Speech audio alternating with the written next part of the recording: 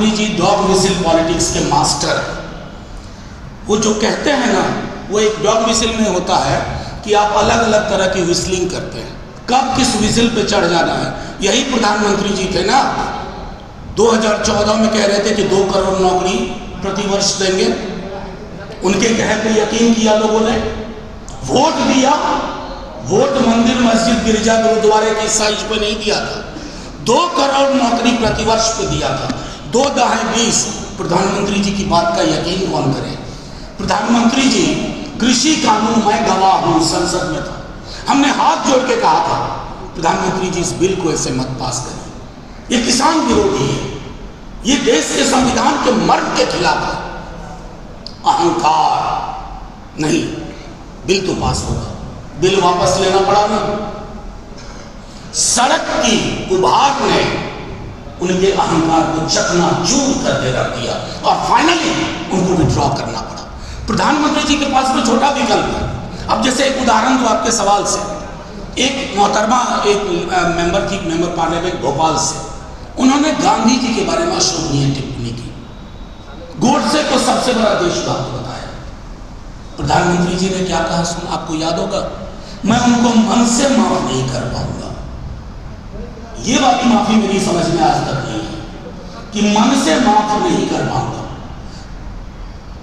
और प्रधानमंत्री जी, अभी भी आपके पास वक्त है, आप उन तमाम लोगों को जिन्होंने कहा है उनके टिकट हटा दीजिए, कहिए ये चुनाव नहीं लड़ेंगे हमारी पार्टी से, तब बात होगी। ये 2 तरह की बात नहीं होगी, कुरकुर भी हाँ और मुरमुर भी हाँ ना।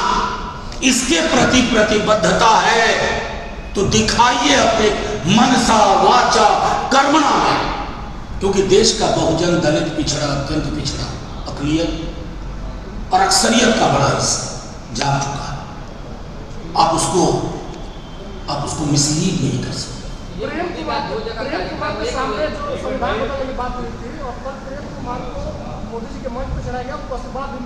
देखिए, मैं जानता हूँ प्रधानमंत्री जी की बातों को मैं क्या कहूँ, आज का प्रेस कॉन्फ्रेंस उन पर नहीं था, लेकिन प्रधानमंत्री जब किसी पे भ्रष्टाचार के आरोप लगा तो आप यकीन मानिए कि उसको इशारा कर रहे हैं, आ लग जा गए।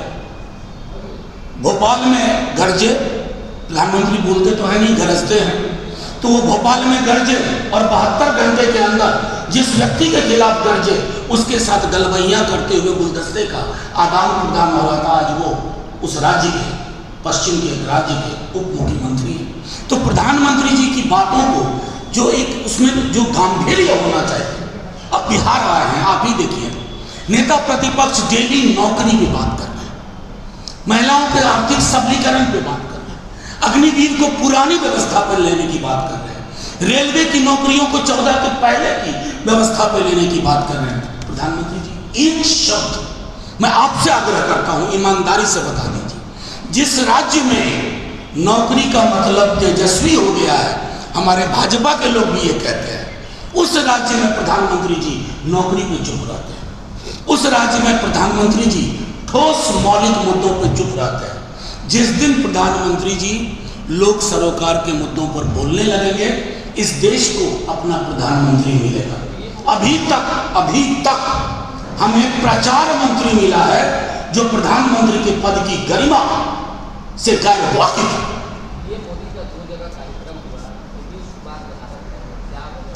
मैं इस पर टिप्पणी नहीं करना चाहता। मैं चाहता हूं कि नीतीश जी स्वविवेक से निर्णय लें। बावजूद इसके कि उनके विपक्ष में हम लड़ रहे हैं, उनका मंच पे ना रहना, अनुपस्थित रहना या अनुपस्थित कर दिया जाना हम सबको आहत करता है। मनोज जी सवाल है, prime minister said that RJD has given only 2 things, corruption and jungle raj, and it is spreading rumor against other constitution. I tell you very frankly, Honorable Prime Minister, he should carry an aina, a mirror with him. He is repeating the same words. Somebody who was instrumental in giving more than 5 lakh jobs in a span of 17 months, is it Jungle Raj? Please bring that kind of Jungle Raj, Pradhan Mantri ji. And what could be more atrocious than the fact that Manipur the condition in Manipur, and our Prime Minister did not have the time to visit there and restore peace and normalcy. And that's why I said, Honorable Prime Minister is a well-dressed man, but he should carry a mirror which reflects reality. And finally I would tell him, so NCRB is not controlled by Rashtriya Janata Dal. Look at NCRB data. You have been saying the same thing since 2013. Much water has flown through Ganga, Kosi, Ganga. You should understand that.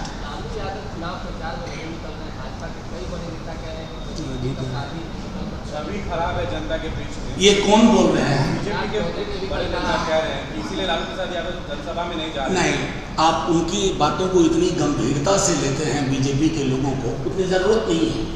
वो सब तमाम लोग ऐसे हैं ना जो आज टिप्पणी कर रहे हैं। लालू यादव नहीं होते ना, 1990 का सत्ता व्याकरण नहीं बदला होता, तो आज भी किसी के दरवाजे पे कुर्सी पे नहीं बैठे होते, नीचे बैठ करके कहते हम लोग कुछ दिया दो। मतलब इस तरह की अशोभनीय टिप्पणी के लिए राजनीति में कोई जगह नहीं होनी चाहिए। तेजस्वी जी किसी पे व्यक्तिगत टिप्पणी कर रहे हैं, आपको मैं पूछता हूं चैलेंज करते हुए, पीएम पे टिप्पणी की एक भी नहीं, किसी बीजेपी नेता पे नहीं। नौकरी की बात कर रहे हैं, स्वास्थ्य की बात कर रहे हैं, बिहार के विकास की बात कर रहे हैं, और एक आधार पे बात कर रहे हैं कि 17 महीने में हमने ये किया। उस पर बात होनी चाहिए ना कि आप अंत शंत इस तरह की अशोभनीय चीजों को आप लोग ट्रैक्शन दे देते हैं।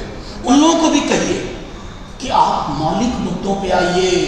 चुनाव थाली पे होता है, थाली के साइज पे होता है, पड़ोस के सौहार्द पे होता है, चुनाव रोजगार पे होता है।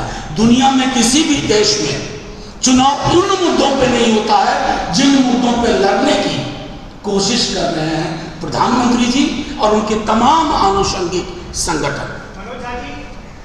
एक और दूसरों का ले लें। अभी एनडीए का ज्वाइंट कैंपेन चल रहा है, मोदी जी एक प्लेटफॉर्म पर नजर आए। अभी तक पहले फेज का खत्म हो चुका है, खत्म होने जा रहा है। कांग्रेस के कोई भी बड़े नेता तेजस्वी यादव के साथ नजर नहीं आए, तेजस्वी यादव के साथ सहनी नजर आ रहा है। नहीं, आपको मैं एक चीज कहूँ, सब्र मत खोइए। बड़ी बड़ी रैलियां अभी होंगी, साथ देखेंगे, काहे को परेशान हो रहे हैं, सब साथ दिखेंगे। और देखिए, साथ दिख करके भी अलग अलग हैं, ये आप उधर देख रहे हैं। हमारे यहाँ साथ में ना भी होंगे तो हम साथ हैं।